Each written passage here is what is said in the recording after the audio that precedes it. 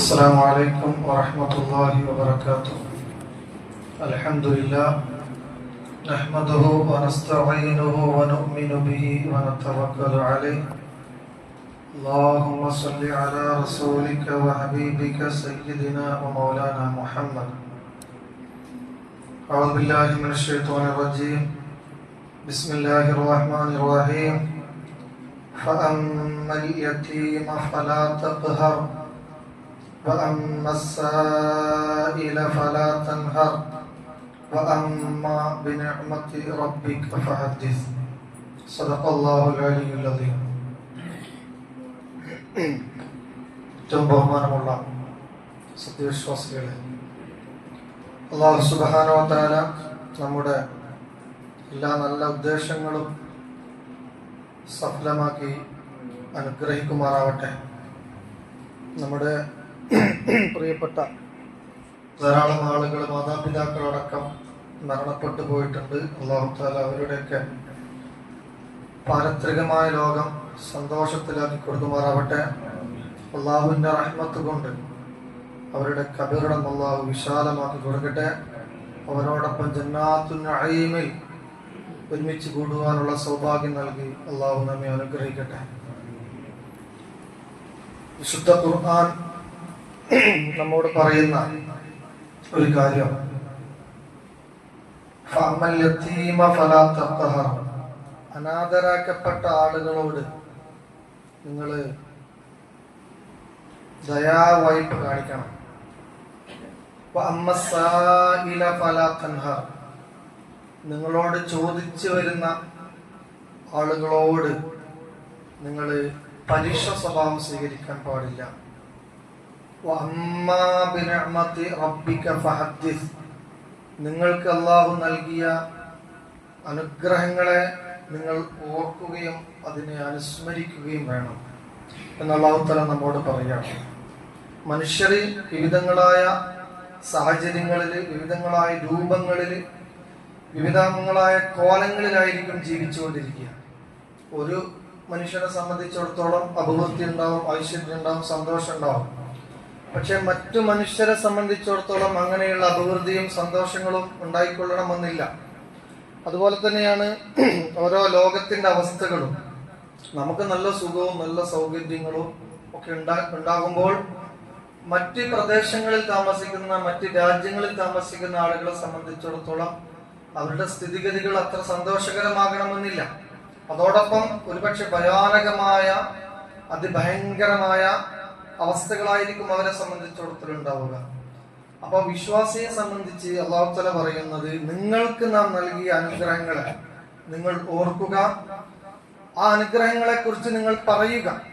അതോടൊപ്പം തന്നെ അവശത അനുഭവിക്കുന്ന ആളുകളുണ്ടാവും, ആ ആളുകളോടുള്ള ദയാവായ്പകൾ നിങ്ങളിൽ നിന്നുണ്ടാകണം. ആവശ്യക്കാരുടെ ആവശ്യങ്ങൾ നിങ്ങൾ നിവർത്തിച്ചു കൊടുക്കണമെന്നാണ് അല്ലാഹു തആല പറയുന്നത്. അതോ മനുഷ്യൻ എന്ന നിലയിൽ അവന്റെ കണ്ണുകളെ, അവന്റെ ശ്രദ്ധകളെ അവനിൽ മാത്രം ഒതുക്കാതെ മറ്റുള്ളവരിലേക്ക് കൂടെ അവന്റെ കണ്ണുകളെയും ശ്രദ്ധകളെയും കേന്ദ്രീകരിക്കണമെന്നാണ് അല്ലാഹു തആല പറയുന്നത്. മറ്റൊരുത്തന്റെ പ്രയാസങ്ങൾ, മറ്റൊരുത്തന്റെ പ്രശ്നങ്ങൾ നമ്മുടെ പ്രശ്നങ്ങളായി കാണുകയും ചുരുങ്ങിയത് അത് ചർച്ചയെങ്കിലും ആക്കണം.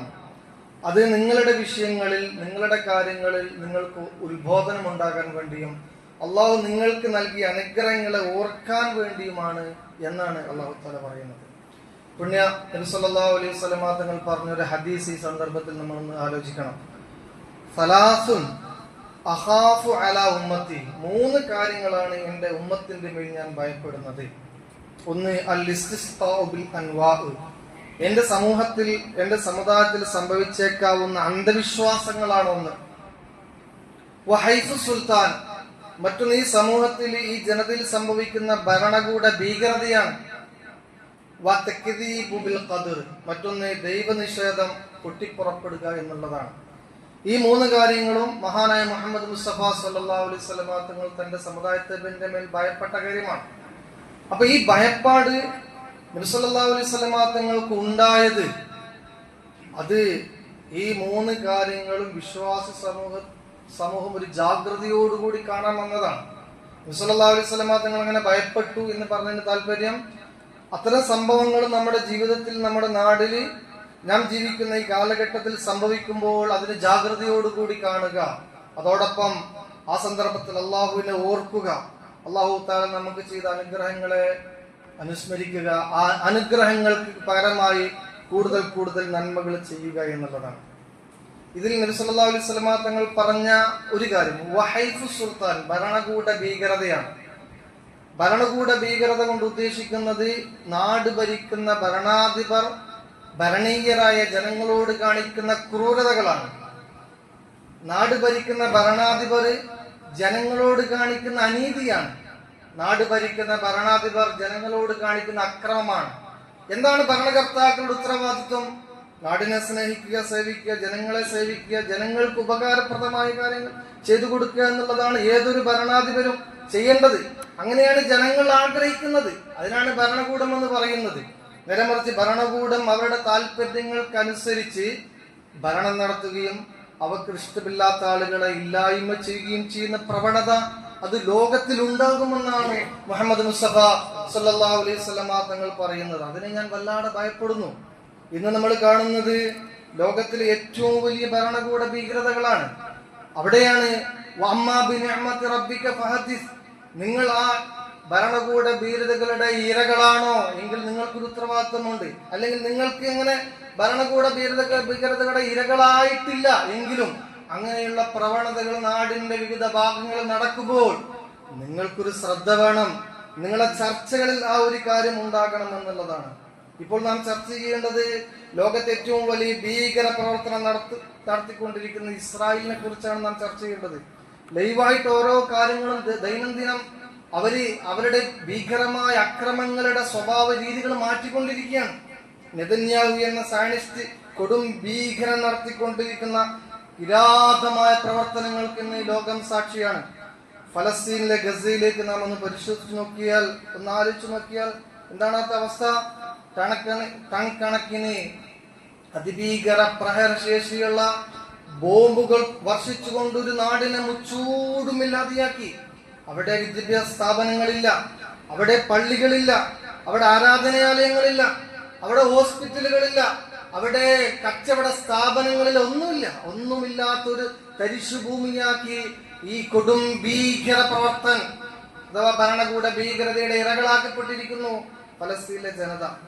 നിരന്തരം ജനങ്ങൾ പലായനം ചെയ്തുകൊണ്ടിരിക്കുകയാണ്. പക്ഷെ ഇപ്പൊ പലായനം ചെയ്യാൻ മനുഷ്യന്മാർക്ക് ഓടി ഒളിക്കാൻ പോലും, ഓടി രക്ഷപ്പെടാൻ പോലും കഴിയാത്ത ഒരവസ്ഥ. അങ്ങനെ ഭക്ഷണം കിട്ടാത്ത, വെള്ളം കിട്ടാത്ത അവസ്ഥ. അവരുടെ ചാരത്ത് ഓരത്ത് കടലുണ്ട്. അതുപോലെ തന്നെ വെള്ളവും ഭക്ഷണവുമായി സന്നദ്ധ പ്രവർത്തകർ കാത്തു നിൽക്കുകയാണ്. പക്ഷെ കൊടും ഭീകരരായ ഈ ഭരണകൂട ഭീകരന്മാർ ആ ഭക്ഷണം കൊടുക്കാൻ അവർക്ക് സമ്മതിക്കുന്നില്ല. വെള്ളവും മരുന്നും ചികിത്സയും നിഷേധിച്ച് ഒരു ജനതയെ പട്ടിണിക്കിട്ട് കൊല്ലുകയാണ്. മഹാനായ മുഹമ്മദ് മുസ്തഫ സല്ലല്ലാഹു അലൈഹി വസല്ലമ തങ്ങളുടെ വാക്ക് വഹൈഫു സുൽത്താൻ, ഭരണാധിപന്റെ കൊടും ഭീകരത എന്റെ സമുദായത്തെ ഞാൻ ഭയപ്പെടുന്നു എന്ന് സല്ലല്ലാഹു അലൈഹി വസല്ലമ തങ്ങൾ പറഞ്ഞു. എത്രമേൽ അർത്ഥഗർഭമാണ്. അഥവാ നാസിപ്പട 1941 ജൂതന്മാരോട് കാണിച്ചതിന്റെ അപ്പുറം ഇന്നത്തെ സയനിസ്റ്റ് ഭീകരന്മാർ ഫലസ്തീനിലെ പാവപ്പെട്ട മനുഷ്യന്മാരോട് കാണിച്ചുകൊണ്ടിരിക്കുകയാണ്. ആയുധ പ്രയോഗത്തിലൂടെ കൂട്ടക്കൊലയേക്കാൾ ഏറ്റവും ഭീകരമാണ് പട്ടിണിക്കെട്ട് കൊല്ലുക എന്നുള്ളത്. ഇഞ്ചിഞ്ചായി മനുഷ്യന്മാരെ കൊണ്ടുകൊണ്ടിരിക്കുകയാണ്. അതിൽ അധികവും കുഞ്ഞുങ്ങളാണ്. ഈ സയനിസ്റ്റ് ഭീകരതയെന്ന് വിശേഷിപ്പിക്കാൻ മനുഷ്യന്മാരുടെ നാക്കില് പദങ്ങളില്ല, ഭാഷകളില്ല. എങ്ങനെയാണ് ഈ ഭീകരതയെ കുറിച്ച് നാം ഒന്ന് വിശേഷിപ്പിക്കുക? ഇവിടെ നാം ആലോചിക്കേണ്ടത് ഇതിന്റെ ഉത്തരവാദി നമുക്കറിയാം. അത് സയനിസ്റ്റ് ഭീകരതയോടൊപ്പം തന്നെ അമേരിക്കയാണ്. അതേപോലെ മൗനം ദീക്ഷിക്കുന്ന മുഴുവൻ രാഷ്ട്ര ഭരണാധിപന്മാരും ഇതിന് ഉത്തരവാദിയാണ്. മഹാനായ മുഹമ്മദ് മുസ്തഫ സല്ലല്ലാഹു അലൈഹി വസല്ലമ തങ്ങളുടെ പ്രവചനം എന്ന രൂപത്തിൽ നമുക്ക് ഇതിനെ കാണാം. ആ ഘട്ടത്തിൽ നമ്മുടെ ചിന്തയില്, നമ്മുടെ ആലോചനയിൽ, നമ്മുടെ ചർച്ചയിൽ ഇത് കൂടി വരേണ്ടതുണ്ട്. നാം നമ്മുടെ ജീവിതത്തെ ആസ്വദിക്കുമ്പോ, നാം നമ്മുടെ കുടുംബങ്ങളിൽ സന്തോഷമായിട്ട് കഴിയുമ്പോ, നാം നമ്മുടെ എല്ലാ ഏർപ്പാടുകളും യാതൊരു തടസ്സവുമില്ലാതെ ചെയ്തുകൊണ്ടിരിക്കുമ്പോൾ പാവപ്പെട്ട ജനതയെ കുറിച്ച് നാം ആലോചിക്കണം. അവിടെയാണ് പ്രിയപ്പെട്ട മുഹമ്മദ് മുസ്തഫ സല്ലല്ലാഹു അലൈഹി വസല്ലമ തങ്ങൾ പറഞ്ഞത് വഅമ്മാ ബിനിഅമതി റബ്ബിക ഫഹദിസ്. നമുക്ക് അല്ലാഹു തആല നൽകിയ ഓരോ അനുഗ്രഹങ്ങളെ കുറിച്ച് നാം ആലോചിക്കണം. ഇന്നത്തെ പത്രത്തിന്റെ എഡിറ്റോറിയത്തിൽ ഈ ഒരു ജൂലൈ മാസത്തിൽ മാത്രം പട്ടിണി കിടന്ന് മരിച്ചു പോയത് 113 ഫലസ്തീനികളാണ്. പട്ടിണി കിടന്നിട്ടേ. എത്ര സുന്ദരമായിട്ട് നമ്മൾ ഭക്ഷണം കഴിക്കുന്നു, വെള്ളം കുടിക്കുന്നു. അഥവാ ഒരു നേരത്തെ പട്ടിണി പോലും സഹിക്കാൻ കഴിയില്ല. വൈകുന്നേര സമയത്തെ ചായ കിട്ടിയിട്ട് നമ്മുടെ അവസ്ഥ എന്താണ്? അങ്ങനെയാണ് പട്ടിണി കിടന്നുകൊണ്ട് 113 മനുഷ്യർ ഈ ജൂലൈ മാസത്തിൽ മരിച്ചു ഫലസ്തീനിൽ, ഗസയിൽ. നാം ആലോചിക്കണ്ടേ, നാം ചിന്തിക്കണ്ടേ, നാം അള്ളാഹുവോട് പറയണ്ടേ? അള്ളാഹു തആല നമുക്ക് നൽകിയ അനുഗ്രഹങ്ങളെ കുറിച്ച് നമ്മൾ ആലോചിക്കണ്ടേ? അതാണ് 113 മനുഷ്യന്മാര് പട്ടിണി കിടന്ന് മരിച്ചു. ഭക്ഷണം കിട്ടാത്തതുകൊണ്ട്, അതാ ഭക്ഷണം തൊട്ടകലെയുണ്ട്. അവിടെ 109ഓളം മനുഷ്യാവകാശ പ്രവർത്തകർ കൊണ്ടുവന്ന ഭക്ഷണ പദാർത്ഥങ്ങൾ, വെള്ളമടക്കം, മെഡിക്കൽ ഉപകരണങ്ങളടക്കം, മെഡിസിൻ അടക്കം ഗസയുടെ അതിർത്തിയിലുണ്ട്. പക്ഷെ ഈ കൊടും ഭീകരന്മാർ അത് ഉപയോഗിക്കാൻ അവർ അനുവദിക്കുന്നില്ല എന്നുള്ളതാണ് യാഥാർത്ഥ്യം. നാം ഏത് ലോകത്താണ് ജീവിക്കുന്നത്? നാം മനുഷ്യത്വത്തെ കുറിച്ച് പറയുന്നു, മാനവികതയെ കുറിച്ച് പറയുന്നു. എന്ത് മനുഷ്യത്വമാണ്, എന്ത് മാനവികതയാണ് ഇവിടെ ഉള്ളത് എന്ന് നമ്മൾ ആലോചിക്കണം. 109 മനുഷ്യാവകാശ ഏജൻസികൾ ഒപ്പിട്ട ഒരു ലെറ്റർ, ആ ലെറ്ററിലാണ് ഇക്കാര്യങ്ങൾ പറയുന്നത്. ഇന്നത്തെ ഒരു പത്രത്തിന്റെ എഡിറ്റോറിയലുള്ള കാര്യമാണ്. അഥവാ ഭക്ഷണം ഞങ്ങൾ കൊടുത്താൽ മതി എന്നാണ് ഭീകരന്മാർ പറയുന്നത്. അങ്ങനെ ഭക്ഷണം കൊടുക്കാൻ US-ന്റെ പട്ടാളമുണ്ട്, ഇസ്രായേലിന്റെ പട്ടാളമുണ്ട്. മരണക്കെണികൾ എന്നാണ് ഭക്ഷണത്തിന് വേണ്ടി ക്യൂ നിൽക്കുന്ന ആ ഒരു ക്യൂ സിസ്റ്റത്തിനെ കുറിച്ച് US പട്ടാളക്കാരെ പറയും. മരണക്കെണി അഥവാ ഫലസ്തീനിലായ യുവാക്കളൊക്കെ ഭക്ഷണത്തിന് വേണ്ടി ക്യൂ നിൽക്കുന്ന സമയത്ത് ആളെ നോക്കിയിട്ട് വെടിവെച്ച് കൊല്ലുക. ലോകം അത്ഭുതപ്പെട്ടു പോവുകയാണ്. ഇങ്ങനെ ഒരു ക്രൂരത ഏത് ലോകത്താണ് നടന്നത്?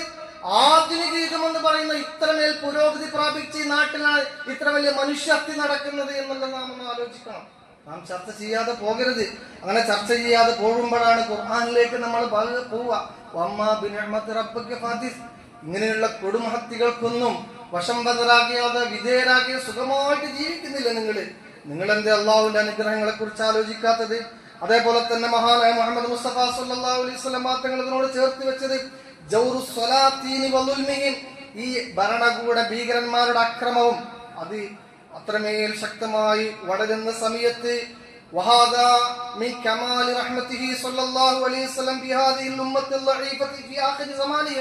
അവസാന കാലഘട്ടത്തിൽ ഈ സമൂഹത്തിൽ സംഭവിച്ചേക്കാവുന്ന അതിതീഷ്ണമായ പരീക്ഷണത്തിലേക്കുള്ള സൂചനയായിട്ടാണ് മുഹമ്മദ് മുസ്തഫ സല്ലല്ലാഹു അലൈഹി വസല്ലം തങ്ങൾ ഇതിനെ കുറിച്ച് പറഞ്ഞത്. ഈ ഘട്ടത്തിൽ നബിതങ്ങൾ പറയുന്നു, അഅലമുൽ ജിഹാദി ഇൻദല്ലാഹി കലിമത്ത് ഹഖ്, ഇത് അസത്യമാണ്, ഇത് അനീതിയാണ്, ഇത് അക്രമമാണെന്ന് ആർജവത്തോടു കൂടി പറയാൻ ഒരാൾ പോലും ഇല്ലാത്തൊരു ഘട്ടമായിരിക്കും അത്. ആ സന്ദർഭത്തിലാണ് ചുരുങ്ങിയത് ഇതിനെക്കുറിച്ച് ആലോചിക്കുകയും ഇത് അക്രമമാണെന്ന് തുറന്ന് പറയുകയും ചെയ്യുക എന്നുള്ള ഒരു കാലഘട്ടത്തിന്റെ ദൗത്യമെങ്കിലും നാം നിർവഹിക്കണം. ആ പാവപ്പെട്ട ജനതയ്ക്ക് വേണ്ടി അള്ളാഹുവോട് പ്രാർത്ഥിക്കണം. റഹ്മാനായ അള്ളാഹുവേ, ആ കിരാതമായ ക്രമകാരികളെ നശിപ്പിക്കണേ തമ്പുരാനെ. ആ പാവപ്പെട്ട മനുഷ്യർക്ക് നീ മോചനം കൊടുക്കണമേ തമ്പുരാനെ. നമുക്ക് ഹൃദയം തട്ടിയിട്ട് പ്രാർത്ഥിക്കണം.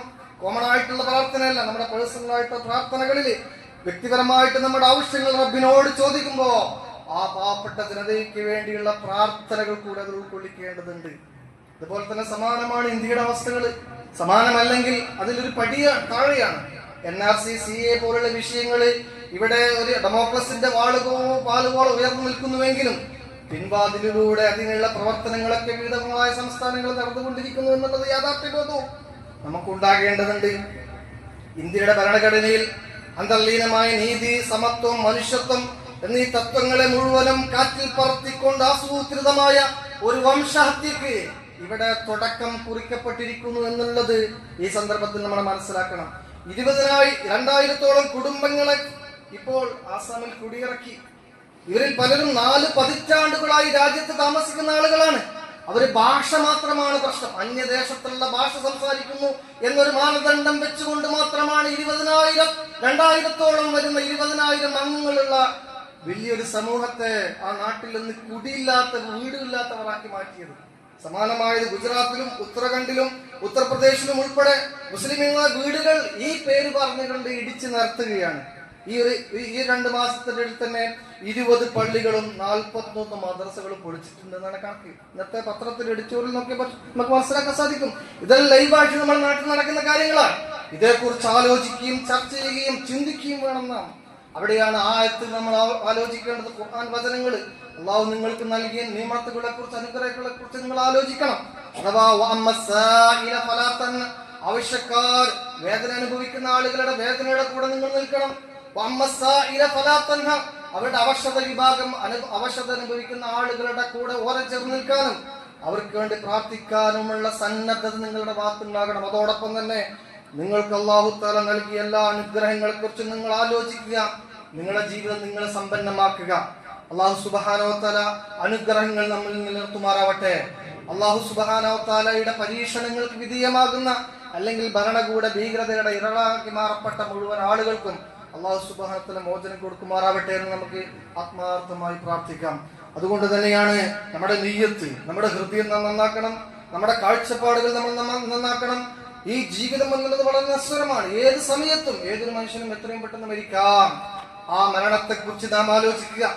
കാരണം ഈ മരണം എന്നുള്ളത് വിശ്വാസിയെ സംബന്ധിച്ചിടത്തോളം, ഒരു മനുഷ്യനെ സംബന്ധിച്ചിടത്തോളം അനിവാര്യമായ ഒരു കാര്യമാണ്. ആ മരണത്തെ മുന്നിൽ കണ്ടുകൊണ്ട് ഈ ദുനിയാവ് എപ്പോഴും ശാശ്വതമല്ല എന്നൊരു ചിന്താഗതിയോടുകൂടെ അള്ളാഹുവിൽ സമർപ്പിച്ചുകൊണ്ട്, അള്ളാഹുവിന്റെ കൽപ്പനകൾ അനുസരിച്ചുകൊണ്ട്, അതോടൊപ്പം തന്നെ പാവപ്പെട്ട ആളുകളുടെ ചിന്തകളോടൊപ്പവും അവരുടെ പ്രശ്നങ്ങളോടൊപ്പം ചേർന്നുകൊണ്ട് നമ്മൾ ജീവിക്കാൻ ശ്രമിക്കുക. സർവശക്തനായ അല്ലാഹു സുബ്ഹാനഹു വ തആല ഈമാനും തഖ്വയും നൽകി, ഹിമ്മത്തും നൽകി നമ്മെ അനുഗ്രഹിക്കുമാറാവട്ടെ. അസ്സലാമു അലൈക്കും വറഹ്മത്തുള്ളാഹി വബറകാതുഹു.